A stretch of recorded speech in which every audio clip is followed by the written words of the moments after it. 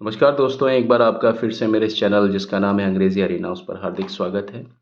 अपनी बात को विस्तार देते हुए आज हम बात करेंगे ट्रांज़िटिव वर्ब और इंट्रांज़िटिव वर्ब के बीच के फासले की, थोड़ा-सा अलग अंदाज़ में हम लोग देखते हैं। तो आपको ये मालूम पड़ चुका है कि ये जो वर्ब है ये क्या है? कौन-सी वर्ब है ये? ये आपकी है, ये है ट्रांज़िटिव वर्ब, क्योंकि इसने खुद के बाद में ये ऑब्जेक्ट यानी ये नाउन माँगा, नाउन माँग लिया अपने बाद में और ये नाउन हो गया, ठीक है? और यानी इसने अपने खुद के बाद में एक नाउन की डिमांड की है, ठीक। रावण की जगह हिम भी हो सकता है, कोई दिक्कत नहीं है ना। लेकिन हिम भी लगा सकते हैं आप, कोई प्रॉब्लम नहीं है।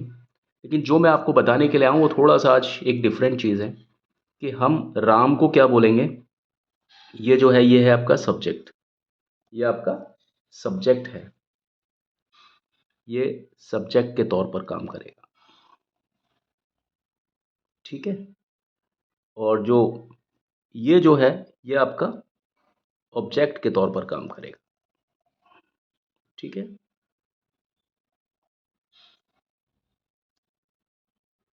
और ये जो वर्ब है, ये वर्ब जो है ये आपका ये ट्रांजिटिव वर्ब है। तो ये मैं जो आपको बताना चाह रहा हूँ वो ये है कि वर्ब के बाद में अगर ट्रांजिटिव वर्ब की तरह मतलब कोई वर्ब अगर ट्रांजिटिव तरीके से यूज़ हो रही है और उसके बाद में कोई नाउन या प्रोनाउन आ रहा है, हम उसको क्या बोलेंगे? हम उसको बोलेंगे ऑब्जेक्ट। क्या बोलेंगे हम? ऑब्जेक्ट बोलेंगे। क्या बोलेंगे? ऑब्जेक्ट बोलेंगे। तो जो एस वी ओ स्ट्रक्चर है, समझ गए आप? ये एस वी ओ स्ट्रक्चर कब आता है? ये एस वी ओ स्ट्रक्चर कब आता है? जब जो वर्ब होती है वो कौन सी वर्ब होती है? वो होती है ट्रांजिटिव वर्ब।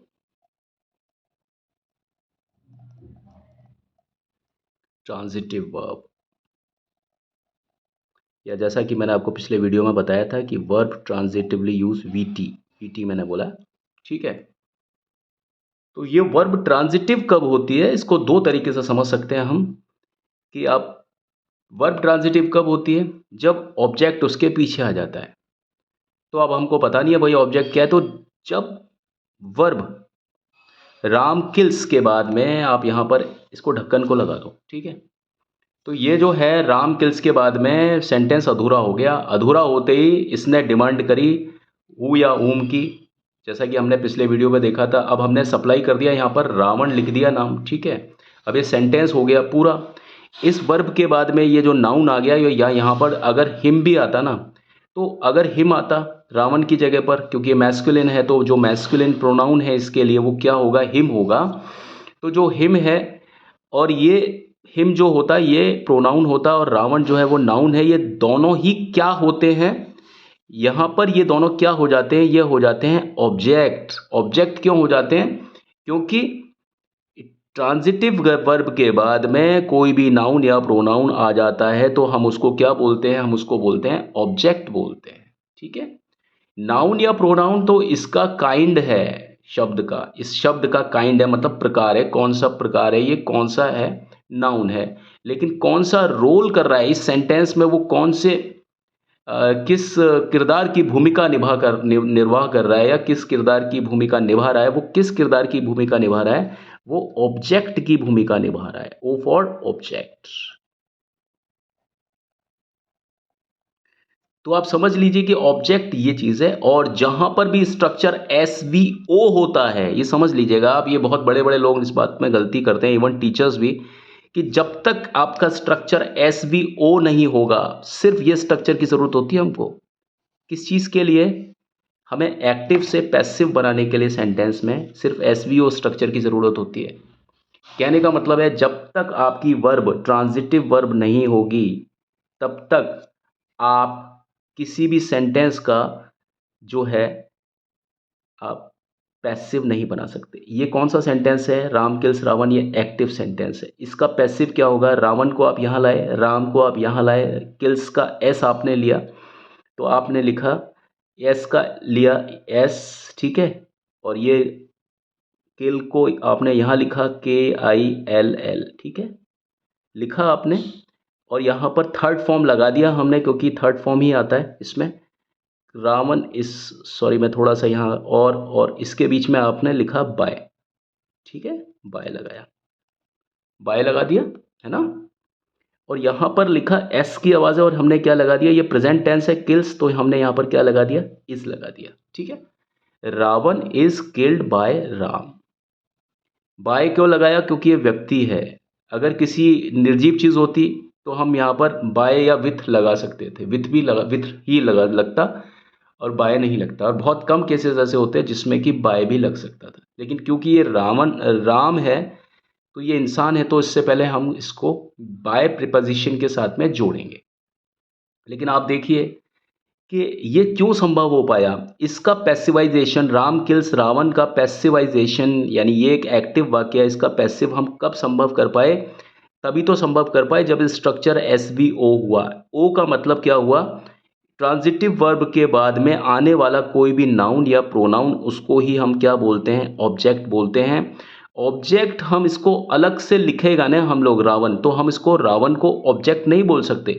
लेकिन जब हमने इसको जैसे ही सेंटेंस में फिट किया तो इसकी जो पोजीशन है वो कहाँ पर आई, ट्रांजिटिव वर्ब के तुरंत बाद में। और जैसे ही ट्रांजिटिव वर्ब के तुरंत बाद में कोई भी नाउन या प्रोनाउन आता है उसको हम सिर्फ क्या बोलते हैं, ऑब्जेक्ट बोलते हैं, ठीक है।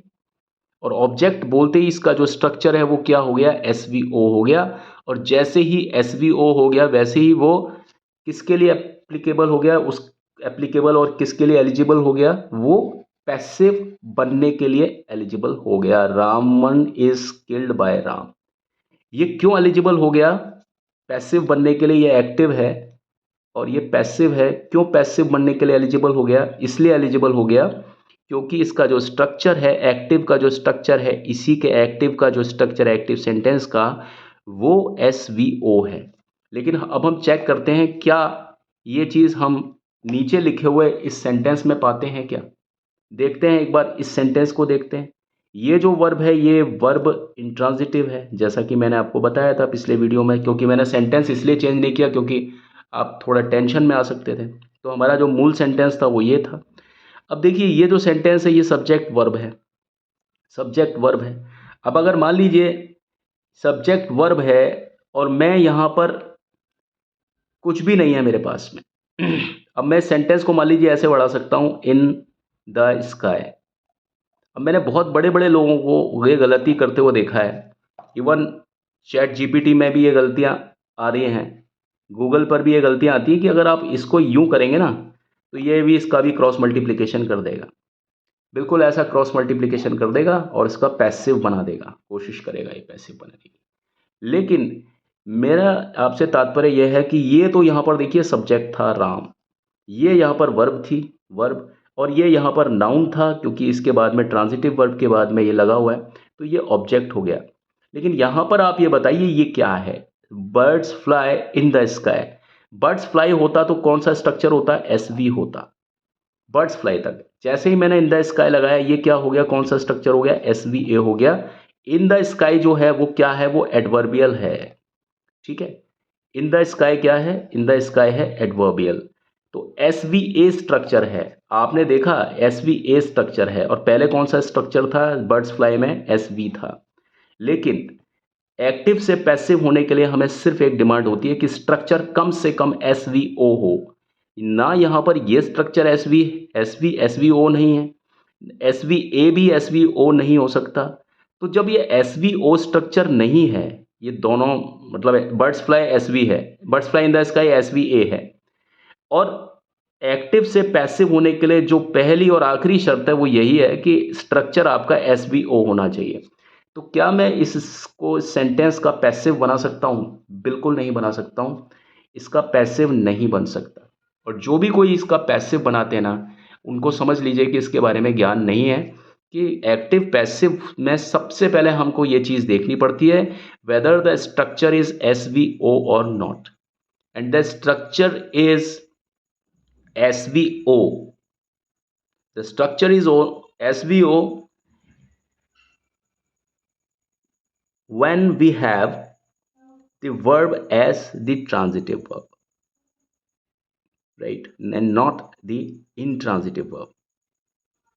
For the usages. अब आप देखिए एस, ये birds fly in the sky, इसका कोई भी पैसिवाइजेशन नहीं हो सकता, ठीक है। और जहां तक ये एस वी सी है, एस वी सी तो बिल्कुल भी लागू नहीं हो सकता इसमें, एस वी सी तो एप्लीकेबल ही नहीं है। बर्ड्स फ्लाई, मैं यहाँ पर कोई कॉम्प्लीमेंट यानी किसी भी नाउन को नहीं लगा सकता हूँ, नाउन को लगा ही नहीं सकता हूँ, ठीक है।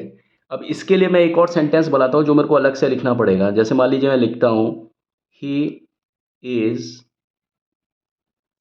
अब ये एस और वी है, ठीक है, ये स्ट्रक्चर है एस और वी, एस और वी, ठीक है। और ये सी, ही इज, मैंने यहां पर लिखा अ डॉक्टर। अब ये जो स्ट्रक्चर है, सॉरी ये मैं, इसका पैसिवाइजेशन है ही नहीं, ठीक है। ये मैं क्रॉस, ये मैं अलग से एक एग्जांपल ले रहा हूं, एग्जांपल नंबर 1 और ये एग्जांपल नंबर 2।